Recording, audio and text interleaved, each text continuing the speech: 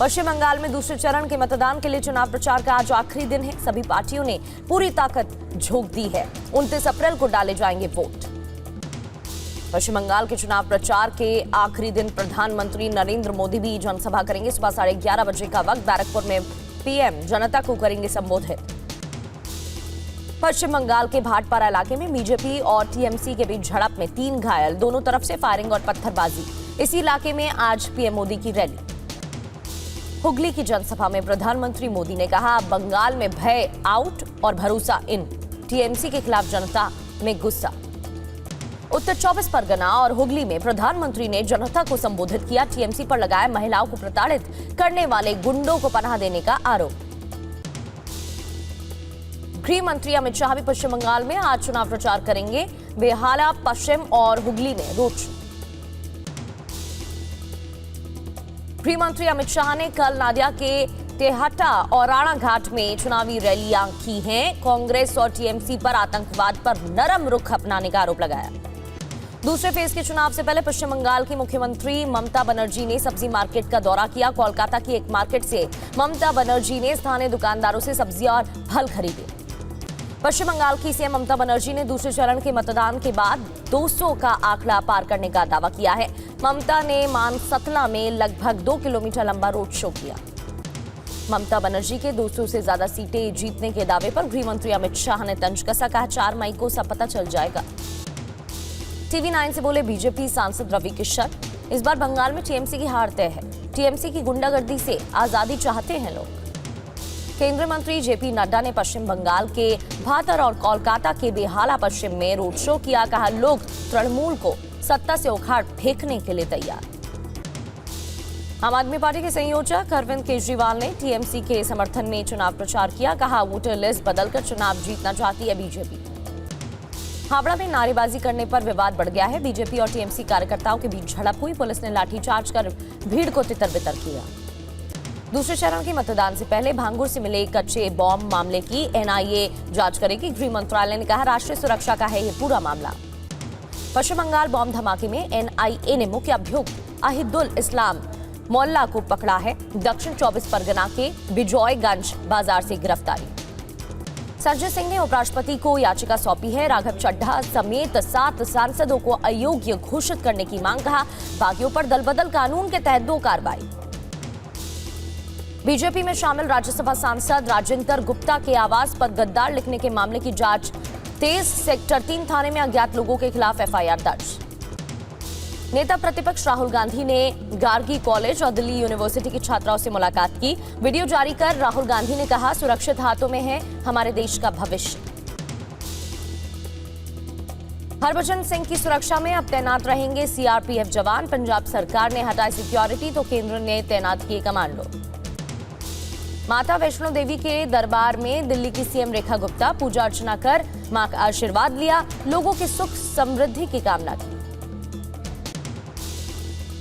UP के हरदोई में school principal ने छात्रा की मां से बदसलूकी की। स्कूल से किताबें नहीं खरीदने पर चिल्लाई।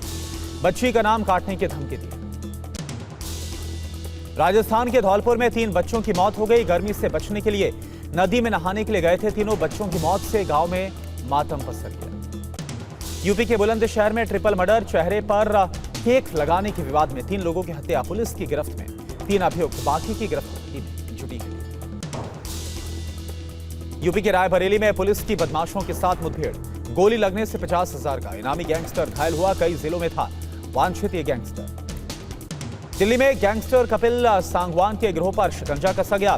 पुलिस ने गैंग के सदस्य और हथियार सप्लायर को अरेस्ट किया। पिस्टल और कारतूस को बरामद किया गया। यूपी के संभल में मोबिल फैक्ट्री में लग गई भीषण आग। लाखों का तेल जलकर खाक हुआ। कड़ी मशक्कत के बाद फायर ब्रिगेड ने आग पर काबू पाया। मध्य प्रदेश के ग्वालियर में बड़ा हादसा टला है। बस में आग लगने के बाद यात्रियों ने कूदकर जान बचाई। हादसे के वक्त बस में सवार थे 15 लोग। दिल्ली एयरपोर्ट पर टेक ऑफ के दौरान स्विस एयरलाइंस के प्लेन में लग गई आग। 6 लोग घायल हो गए। विमान 232 लोगों को ले जा रहा था। दिल्ली से ज्यूरिख जा रही थी ये फ्लाइट। महाराष्ट्र के ठाणे के कल्याण कचरा डंपिंग ग्राउंड में लग गई भयंकर आग। काफी मशक्कत के बाद फायर ब्रिगेड की गाड़ियों ने इस आग पर काबू पाया। नोएडा के चूहड़पुर खादर में झुग्गियों में लगी आग। बिजली के खंभे से भड़की आग में 9 झुग्गियां खाक। बाल बाल बचे हैं लोग। आंध्र प्रदेश के विशाखापट्टनम में हादसा हुआ। वडलापुड़ी के पास बन रहे रेलवे ओवरब्रिज का हिस्सा गिरा, 7 लोग घायल हुए, जांच में जुटे हैं अधिकारी। शिवाजी महाराज पर टिप्पणी को लेकर बागेश्वर धाम प्रमुख धीरेन्द्र शास्त्री ने मांगी माफी, कहा कि उनके बयान को सोशल मीडिया पर तोड़ मरोड़ कर पेश किया गया। यूपी के गाजीपुर में नाबालिग की मौत के मामले पर एसपी प्रमुख अखिलेश यादव ने मुख्यमंत्री को घेरा। 29 अप्रैल को परिवार वालों से करेंगे मुलाकात। गाजीपुर दौरे से पहले जिला प्रशासन अलर्ट।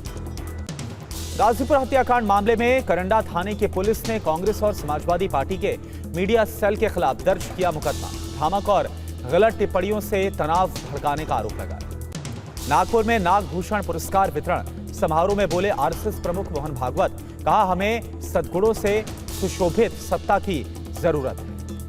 ग्रेटर नोएडा में स्कॉर्पियो से मिला युवक का शव। राहुल विधुड़ी के रूप में युवक की पहचान हुई। हाथ में मिली पिस्टल, सुसाइड की आशंका, जांच में जुटी है पुलिस। लेंसकार्ट ड्रेस कोड को लेकर विवाद जारी। ग्रेटर नोएडा में गौर सिटी मॉल स्थित लेंसकार्ट शोरूम में बजरंग दल ने विरोध प्रदर्शन किया। मामूली विवाद में दिल्ली पुलिस कांस्टेबल नीरज ने 2 लोगों को गोली मारी। द्वारका के जाफर गांव में हुई वारदात के बाद कांस्टेबल फरार। भागलपुर में बाबू वीर कुंवर सिंह विजयोत्सव समारोह में भड़के पूर्व सांसद ब्रजभूषण शरण सिंह, कहा वक्त पर हम बता देंगे हमारी उपयोगिता है या फिर नहीं। एफटीआईआई पुणे की प्रवेश परीक्षा में प्रश्न पत्र लीक होने का आरोप।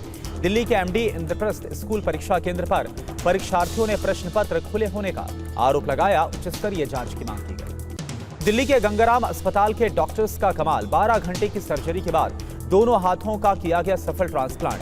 महिला मरीज को नई जिंदगी मिली। उत्तर भारत में भीषण गर्मी का प्रकोप। दिल्ली में पारा आज 44 डिग्री के पार जाने का अनुमान। लू को लेकर येलो अलर्ट। 28 अप्रैल से राहत की उम्मीद है। महाराष्ट्र के अकोला, यूपी के बांदा और राजस्थान के बाड़मेर में अधिकतम तापमान 46.6 डिग्री सेल्सियस तक दर्ज हो गया। केरल के कई जिलों में येलो अलर्ट जारी किया गया। लू के चलते गौतम बुद्ध नगर में स्कूलों का वक्त बदल दिया गया। आज से सुबह 7:30 बजे से दोपहर 12:30 बजे तक ही स्कूल खुलेंगे। सभी स्कूलों को कड़ाई से नियम पालन करने का आदेश दिया गया। गुजरात स्थानीय निकाय चुनाव में 50% से कम मतदान हुआ। गर्मी की वजह से कम मतदान की आशंका है। राज्य में 9 नवगठित नगर निगमों ने पहली बार यहां पर चुनाव हुआ।